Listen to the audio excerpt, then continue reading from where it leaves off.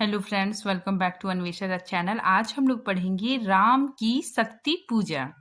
ठीक है, इस कविता को हम लोग पूरा मतलब विस्तार से पढ़ेंगे। और राम की शक्ति पूजा के कवि कौन है? सूर्यकांत त्रिपाठी निराला। ठीक है, चलिए हम लोग पढ़ना स्टार्ट करते हैं। राम की शक्ति पूजा। राम की शक्ति पूजा निराला की सर्वश्रेष्ठ कृति है। ठीक है, निराला छायावाद के अंतम कवि है। ठीक है, मतलब निराला छायावाद के भी श्रेष्ठ कवि है। ठीक है, राम की शक्ति पूजा सूर्यकांत त्रिपाठी द्वारा रचित काव्य है। राम की शक्ति पूजा 23 अक्टूबर 1936 को रची गई या पूरी हुई। ठीक है, तो राम की शक्ति पूजा 23 अक्टूबर 1936 में रची गई। ठीक है, और 26 अक्टूबर 1936 को भारत पत्र, ठीक है, याद रखिएगा आप लोग, भारत पत्र में प्रकाशित हुआ था। ठीक है, और इसका संकलन अनामिका के प्रथम संस्करण में छपा था। ठीक है, तो इसका जो संकलित कहाँ पे हुआ था? अनामिका के प्रथम संस्करण में ये छपा था। ठीक है, और राम की शक्ति पूजा यह लंबी कविता है। ठीक है, यह कविता 312 पंक्तियों की एक लंबी कविता है। यह एक कथनात्मक कविता है। ठीक है, इसलिए संश्लिष्ट होने के बावजूद इसकी संरचना अपेक्षाकृत सरल है। ठीक है, मतलब यह जो कविता है ये इसमें तत्सम शब्दों की बहुलता है। ठीक है, पर इसके बावजूद भी ये बहुत ही सरल है। ठीक है, देखिए यहाँ पे संश्लिष्ट होने के बावजूद, आपस में जुड़ाव होने के बावजूद बहुत ही सरल। यह कविता क्या है? बहुत ही सरल है। ठीक है, और इसका कथानक प्राचीन काल का एक रामायण है। ठीक है, मतलब यह राम की शक्ति पूजा रामायण का ही मतलब एक अंश लिया गया है। ठीक है, रामायण का एक भाग लेके मतलब उसको दर्शाया गया है। यह कविता का कथानक प्राचीन काल में सर्वविख्यात राम कथा का एक अंश है। ठीक है, मतलब यह जो कविता है ये राम कथा का ही एक अंश से लिया गया है। इस कविता पर वाल्मीकि रामायण और तुलसी के रामचरितमानस से कहीं अधिक बंगला के कृतिवास रामायण का प्रभाव देखा जाता है। ठीक है, तो इसमें राम की शक्ति पूजा में बंगला के कृतिवास रामायण का प्रभाव देखने को मिलता है। यहाँ पे देखिए, ये बहुत इंपॉर्टेंट है, क्वेश्चन ऐसे मतलब पूछा जाता है। ठीक है, देखिए इसको, राम की शक्ति पूजा का मुख्य कथानक कृतिवास की बंगला रामायण से लिया गया है। ठीक है, तो ये कृतिवास बंगला रामायण से लिया गया है। ठीक है, राम की जो शक्ति पूजा है मतलब बंगला रामायण कृतिवास से ही उसी के आधार पे इसकी रचना हुई है। आगे देखिए, यह कविता कथनात्मक ढंग से शुरू होती है। ठीक है, मतलब एक कथा, मतलब ऐसा लगता है कि मतलब कोई दृश्य चल रहा है।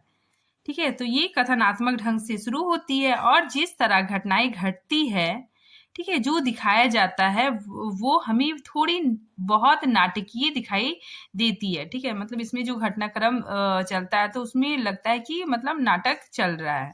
इसलिए कहा जाता है कि इस कविता का वर्णन इतना सजीव प्रतीत होता है कि मानो ऐसा लगता है जैसे पूरी रचना या कथा आपके आंखों के सामने घटित हो रहा है। ठीक है, मतलब इस कविता में जब पढ़ने से ऐसा लगता है कि सब कुछ सजीव प्रतीत होता है और ऐसा लगता है कि हमारे आंखों के सामने ही सब कुछ घटित हो रहा है। इस कविता में 3 भाव दिखाई पड़ते हैं। ठीक है, व्यक्तिगत भाव। ठीक है, इसमें निराला जी के व्यक्तिगत भाव दिखाई पड़ता है, उनकी निजी जिंदगी से संबंधित भाव देखने को मिलता है। ठीक है, सामाजिक भाव और राष्ट्रीय स्तर का भी भाव देखने को मिलता है। ठीक है, तो राम की शक्ति पूजा में राष्ट्रीय चेतना का भी भाव देखने को मिलता है। इसकी ये रचना अपने युग की त्रासदी की गाथा प्रस्तुत करती है। अब यहाँ पे हम लोग राम की शक्ति पूजा कविता की पूरी समरी देखते हैं। ठीक है, कि आखिर राम की शक्ति पूजा में क्या है। ठीक है, अगर हम इसको जान लेंगे तो आगे पढ़ने में बहुत इजी होगा। ठीक है, देखिए राम की शक्ति पूजा में इसकी समरी क्या है। देखिए, राम की शक्ति पूजा निराला द्वारा रचित महानतम रचनाओं में से एक है। ठीक है, इसकी रचना सन 1936 में की गई थी। ठीक है, मतलब ये बहुत इंपॉर्टेंट है, याद रखिएगा कि राम की शक्ति पूजा की रचना कब हुई थी, तो 1936 में।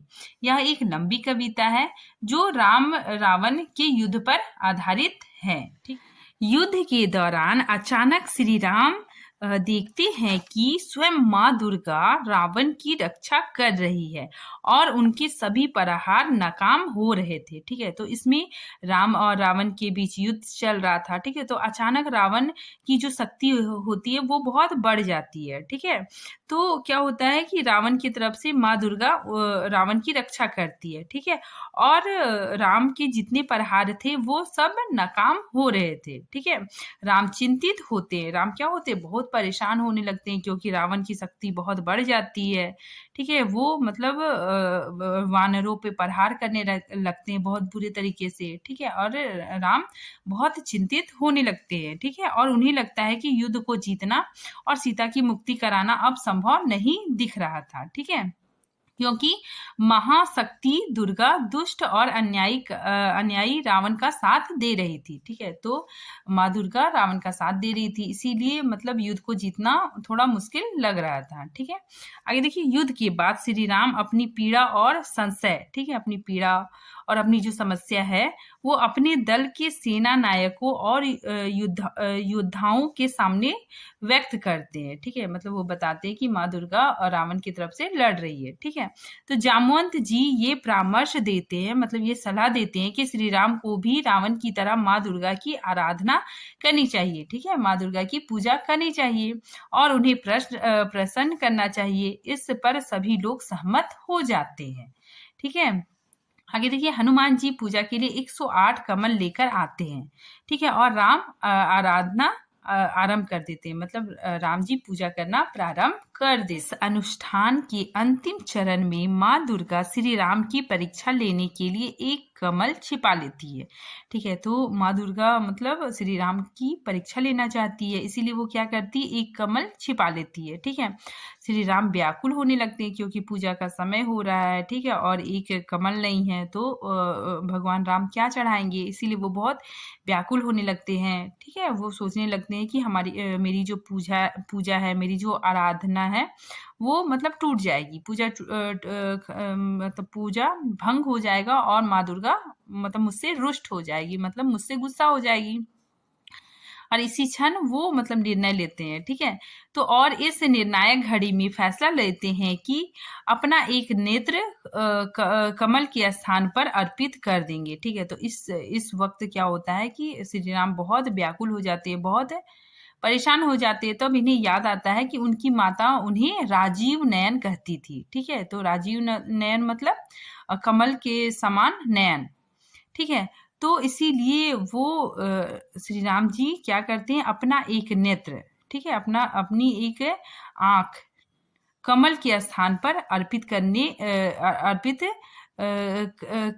करने की सोचते हैं। ठीक है, मतलब माँ दुर्गा को अपना नेत्र अर्पित कर देंगे। ठीक है, ऐसा श्री राम जी सोचते हैं और अपना तीर निकालते हैं, किंतु ऐसा करने से पहले ही माँ दुर्गा उन्हें रोक लेती है और विजय का वरदान देती है। ठीक है, तो ऐसा करने से पहले माँ दुर्गा प्रकट हो जाती है और उनका हाथ पकड़ लेती है और उसे विजय होने का वरदान देती है।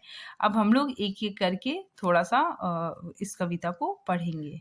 पंक्ति बहुत इंपॉर्टेंट है, एग्जाम में कभी कभी पूछ लिया जाता है। ठीक है, तो राम की शक्ति पूजा की ये पहली पंक्ति है। देखिए, रवि हुआ अस्त, ज्योति के पत्र पर लिखा, अमर रह गया राम रावण का अपराजय समय। ठीक है, तो इसमें बताया जा रहा है कि सूरज डूब गया। ठीक है, और ज्योति के पत्र पर लिखा मतलब सूरज की ढलती किरणों पर, अमर रह गया मतलब हमेशा के लिए अंकित रह गया। ठीक है, इसमें राम रावण का अपराजय समय। ठीक है, इसमें मतलब हार जीत का फैसला नहीं हो पाया है। ठीक है, तो इसका भावार्थ हम लोग देखते हैं कि सूरज डूब गया है। ठीक है, आज के दिन राम और रावण के बीच जो युद्ध हुआ था उसमें हार जीत का फैसला नहीं हो पाया। ठीक है, वो युद्ध आज के दिन इतिहास में अंकित होकर रह गया। आज का तीक्ष्ण सर विघृत छिपकर वेग प्रखर, सत्य शैल समवरणशील, नील नभ गर्जन स्वर। ठीक है, तो इसमें क्या बताया जा रहा है कि आज का जो युद्ध हुआ, ठीक है, उसमें मतलब जो वाण चलाए गए वो क्या थे, बहुत ही तीखे तीखे वाण चले। ठीक है, बहुत गतिशील, ठीक है, वेग प्रखर मतलब बहुत तीव्र गति से चले। ठीक है, सैकड़ों भाले, ठीक है, सैकड़ों भाले योद्धाओं ने चलाए। तो आज के भयानक युद्ध का ही यहाँ पे वर्णन निराला जी ने किया है। ठीक है, तो देखिए आज के दिन का भयानक युद्ध का वर्णन करते हुए निराला जी कहते हैं कि आज के युद्ध में बहुत तीखे वाणों का प्रयोग किया गया। ठीक है, जिन्हें योद्धाओं ने बड़ी फुर्तीले हाथों से मतलब बहुत कुशलता से बाण चलाए। ठीक है, जिन बाणों की गति बहुत ही तेज थी, तीव्र थी। आज के युद्ध में सैकड़ों भालों का प्रयोग किया गया। ठीक है, और नील गर्जित स्वर, ठीक है, इसमें इसका अर्थ है कि आज के युद्ध का कोलाहल नीले आकाश तक सुनाई दी। ठीक है, मतलब आज का जो युद्ध था वो उसकी गूंज नीले आकाशों तक भी सुनाई दी। प्रतिफल प्रवर्तित व्यू भेद कौशल समूह राक्षस विरुद्ध प्रत्युह क्रुद्ध कपि विषम छुट। ठीक है, तो इसमें क्या है कि सेनाओं का आक्रमण करने का तरीका हर क्षण बदल रहा था। ठीक है, मतलब अचानक रावण की शक्ति बढ़ गई थी, तो उसमें क्या हो रहा था, सेनाओं का युद्ध करने का तरीका मतलब बदल गया था। ठीक है, दूसरे सेना या समूह बड़ी कुशलता से पहली सेना के व्यू को भेद रही थी। ठीक है, मतलब रावण की सेना राम की सेना को मतलब भेद रही थी। ठीक है, उसको हरा रही थी। ठीक है, उसके आक्रमण का उत्तर दे रही थी। ठीक है, मतलब वानर सेना पर जो राक्षसों की सेना थी वो मतलब प्रबल होती दिख रही थी। ठीक है, यहाँ पे देखिए राक्षसों के खिलाफ लड़ते हुए वानर सेना उसके मार्ग पर बाधा उत्पन्न कर रहे थे, उन्हें पीछे ढकेल रहे थे। ठीक है, तो वानर सेना भी मतलब युद्ध कर रही थी, उसको मतलब राक्षसों को पीछे ढकेल रही थी। ठीक है, तो यहाँ पे देखिए क्रुद्ध कपि विषम हूँ, वानर बहुत क्रोध में थे। ठीक है, और उनके कंठ से हु के भयानक आवाज निकल रही थी। ठीक है, तो वानर सेना जो थे वे वानर लोग बहुत क्रोधित हो गए थे और उनके कंठ से हु की ध्वनि निकल रही थी। छुरित वाहिन राजीव नयन हस्त लक्ष्यवान लोहित लोचन रावण मद मोचन महियान राघव लाघव रावण वारन गत युग प्रहार उद्घत लंकापति मादित्य कपि दल बल विस्तार अनिमेष राम विश्वजित दिव्य सरभंग भाव विधांग बाध्य कोदंड मुष्टि खर रुधिर स्रव। ठीक है, इसका हम लोग भावार्थ देखते हैं कि प्रभु श्री राम जिनके नेत्र कमल के समान कोमल है, ठीक है, अर्थात कमल के समान कोमल नेत्र वाले श्री राम के आंखों में इस समय मानो चिंगारी निकल रही है। ठीक है, वे लगातार तीर चला रहे हैं। ठीक है, और लाल आंखों वाला लंकापति के घमंड को चूर कर रहे हैं। ठीक है, अब देखिए परम वीर महान योद्धा श्री राम इस समय युद्ध कर रहे हैं और श्री राम बड़ी कुशलता से बीते हुए दोपहर से लगातार रावण को रोक रहे थे। ठीक है, आगे देखिए महाशक्तिशाली रावण वानर सेना को कुचलना आरंभ कर दिया था। यह देखकर श्री राम आश्चर्यचकित होते हैं। ठीक है, तो रावण क्या कर रहा था कि वानर सेना को कुचल रहा था। ठीक है, मतलब उसका बहुत ही शक्ति बढ़ गया था और राम की जो सेना है उसको मतलब छिन्न भिन्न कर रहा था। तो यह देखकर राम बहुत परेशान हो गए। ठीक है, देखिए श्री राम बिना पलक झपकाए अर्थात हैरानी से देख रहे थे। ऐसे तीर जिसमें पूरे संसार को जीत लेने की क्षमता थी, उसकी शक्ति भी इस समय फीकी पड़ रही थी। ठीक है, तो राम जी अपने तीर से वार कर रहे थे, लेकिन उसका कोई भी असर नहीं हो रहा था। श्री राम के अंग घायल हो गए। ठीक है, तो श्री राम क्या हो गए? घायल हो गए। इस समय उनकी मुट्ठी उनके धनुष पर कसी हुई थी और उनकी मुट्ठी से इस समय बहुत तेज से खून बह रहा था। ठीक है, तो श्री राम जी घायल हो गए थे। ठीक है, और उनके हाथ से खून बह रहा था। रावण प्रहार दुर्वर विकल वानर दल बल मूर्छित सुग्रीव भीषण गवाच गए नील वरित सौमित्र बल्भपति अनगिनत बल्भ रोध गर्जित प्रलयब्धि क्षुण्ण हनुमान केवल प्रबोध उदगिरित बहिन भीम पर्वत कपि चतु पहर जानकी भीरु उर आशा भर रावण संवर। ठीक है, इसके भावार्थ को हम लोग देखते हैं कि रावण के प्रहारों को रोकना बहुत ही कठिन हो रहा था। ठीक है, सारी वानर सेना व्याकुल हो गई थी। वानर दल की सारी शक्तियां इस समय रावण के सामने व्यर्थ हो रही थी। ठीक है, मूर्छित मतलब कुछ योद्धा बेहोश हो गए थे। ठीक है, अर्थात उनमें युद्ध करने की शक्ति नहीं थी। ठीक है, सुग्रीव अंगद गवाच गए और नल इस समय युद्ध करने में असमर्थ हो गए थे। ठीक है, रावण ने अपने प्रहारों से जानमद और लक्ष्मण को भी रोक दिया था। ऐसे समय में केवल हनुमान जी, ठीक है, हनुमान जी ही सचेत होकर, ठीक है, मतलब प्रलय की भांति क्रोधित होकर युद्ध कर रहे थे। ठीक है, चार पहर से इसी प्रकार का युद्ध कर रहे थे। तो इस वक्त सबसे अच्छे तरीके से हनुमान जी प्रलय की भांति क्रोधित होकर युद्ध कर रहे थे। हनुमान जी इस प्रकार युद्ध करके मानो माँ सीता के घबराए हुए मन में आशा भर रहे थे। ठीक है, उन्हें आशा दिला रहे थे। आगे देखिए, निराला ने इन पंक्तियों में बताया है कि युद्ध करते करते रावण की शक्ति बढ़ जाती है। ठीक है, और इन शक्ति के बढ़ने के कारण माँ दुर्गा या काली है। ठीक है, यह शक्ति बढ़ने का कारण कौन है? माँ दुर्गा या महाकाली। ठीक है, उनके पक्ष में युद्ध करने रण क्षेत्र में आ गई है। ठीक है, मतलब रावण का साथ दे रही है। रावण को रोकना प्रभु राम के लिए भी कठिन हो रहा था। इस समय सारे योद्धा और वानर सेना व्याकुल हो रही थी। ठीक है, केवल हनुमान ही पूरी वीरता के साथ युद्ध कर रहे थे।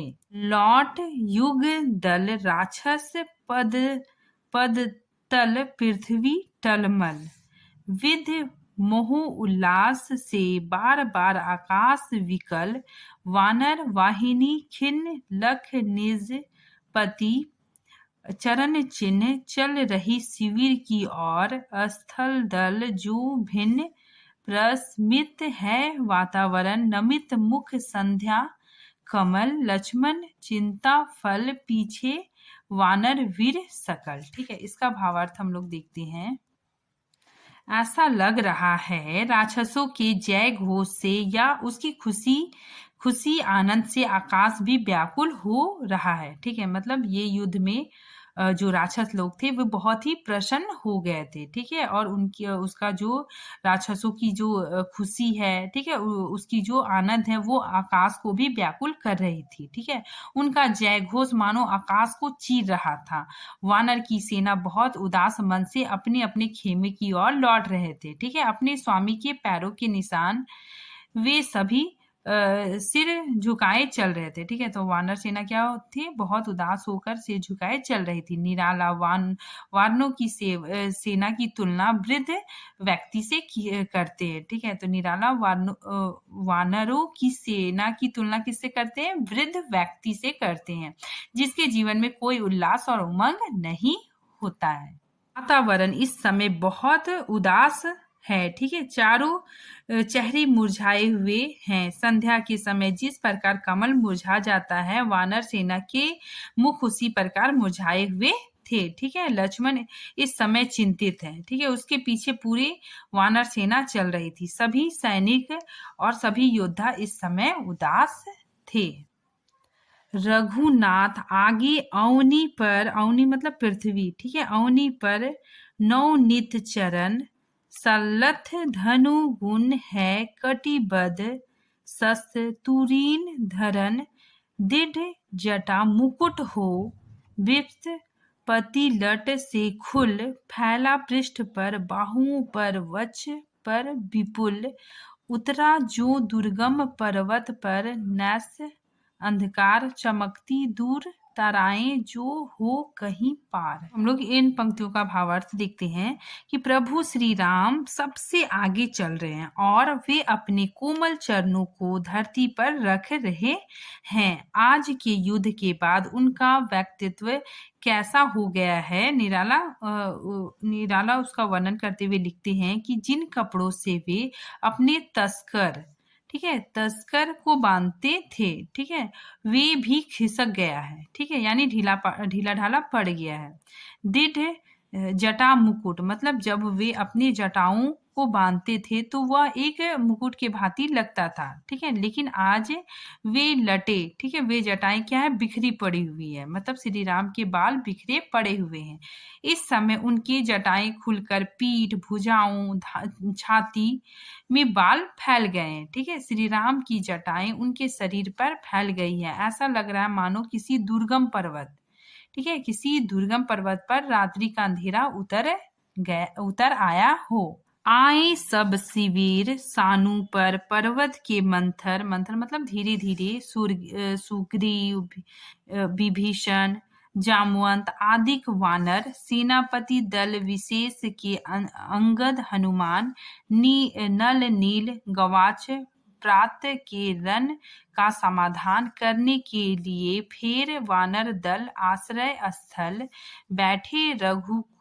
रघुकुल मणि श्वेत शिल पर निर्मल जल ले आए, कर पद पटु हनुमान, ठीक है। इसका हम लोग भावार्थ देखते हैं कि सभी लोग अपने खेमे पर लौट आए हैं, ठीक है, लौट आए पर्वत या पहाड़ के समतल जगह पर जहां वानर सेना ने अपना डेरा डाला था, ठीक है, जहां अपना डेरा डाला था। धीरे धीरे चलते हुए सुग्रीव, विभीषण, जामवंत, दूसरे वानर भी आ गए हैं, ठीक है। सेना के अलग अलग टुकड़ों के जो नायक हैं वो भी लौट आए हैं।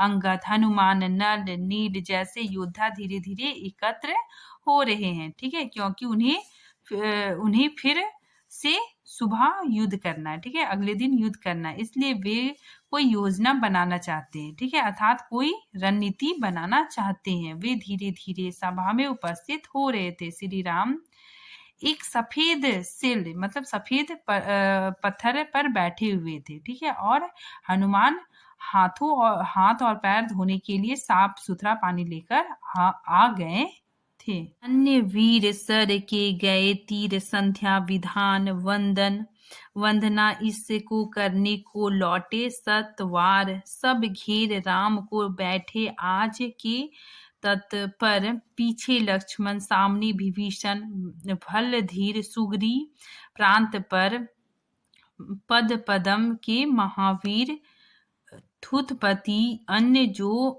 यथा स्थान हो, निमेष देखते राम का जित सरोज मुख श्याम देश, ठीक है। इसका हम लोग भावार्थ देखते हैं कि सभी संध्या के समय ईश्वर की वंदना करके वापस आ गए, ठीक है। तो सभी संध्या के समय ईश्वर की वंदना करने गए थे और शीघ्र ही वापस आ गए। सभी लोग राम को घेर कर बैठे हुए थे, ठीक है, और वे उनके आदेश को मानने के लिए तैयार दिख रहे थे। श्री राम जहाँ बैठे थे उसके पीछे लक्ष्मण खड़े थे, उनके सामने विभीषण बैठे थे, ठीक है, जामवंत जी सम्मुख बैठे थे, सुग्रीव भी सामने बैठे थे, ठीक है। प्रांत पर पद पदम के महावीर, इसका मतलब क्या है कि जहां पर श्री राम के पैर हैं वहां पर हनुमान जी बैठे हुए थे। बाकी जो अलग अलग टुकड़ियों के नायक थे वो भी उचित स्थान पर बैठे हुए थे, श्री राम को देख रहे थे और श्री राम का मुख थोड़ी सी उदासी छाई हुई थी, ठीक है, श्री राम के मुख में थोड़ी सी उदासी छाई हुई थी।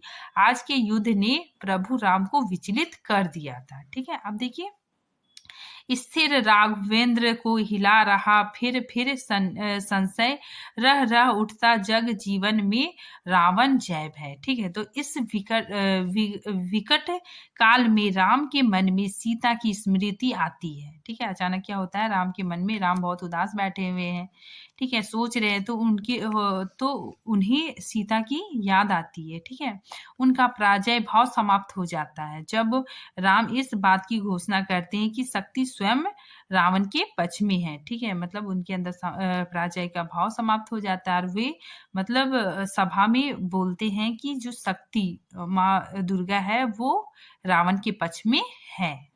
यहाँ पे देखिए राम बोलते हैं कि अन्याय जिधर है उधर शक्ति है। ठीक है, बोले रघुमनि मित्रवर विजय होगी ना समर उतरी पर महाशक्ति रावण से आमंत्रण। ठीक है, तो यहीं से कविता की दिशा बदलती है। ठीक है, जामवंत विश्वत कंठ से राम को भी शक्ति धारण करने की सलाह देते हैं। ठीक है, तो जामवंत क्या कहते हैं कि आप भी क्या करें, माँ दुर्गा की आराधना करें, उनकी पूजा करें और उन्हें प्रसन्न कीजिए। ठीक है, उनका दावा है कि यदि अशुद्ध रावण, ठीक है, मतलब अधर्मी रावण माता को खुश कर सकता है और उनकी शक्ति प्राप्त कर सकता है तो आप क्यों नहीं। ठीक है, तो इसमें यही बताया जा रहा है कि यदि अशुद्ध रावण उसे त्रास कर सकता है तो शक्ति की उपासना कर राम तो रावण को ध्वस्त या पराजय कर देगा। ठीक है, तो यहाँ पे जामवंत सलाह देते हैं राम को कि आप भी क्या कीजिए, माँ दुर्गा की आराधना कीजिए। रावण अशुद्ध होकर भी यदि कर सकता है त्रास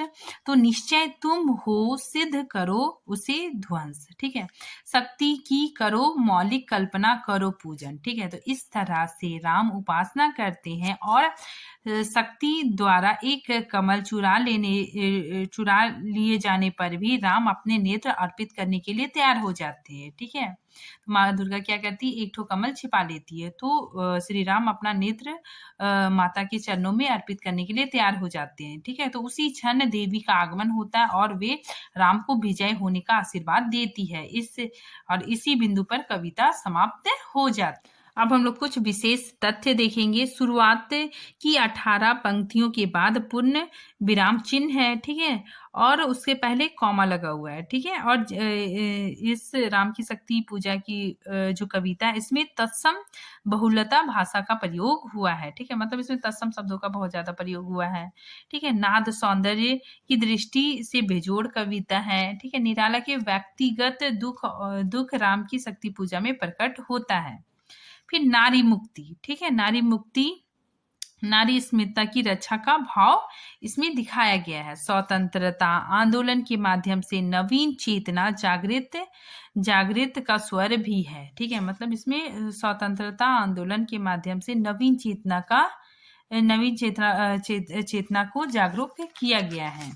राम का मानवीय हाव भाव दिखाई पड़ता है। ठीक है, प्रतीक और बिंबों का प्रयोग है।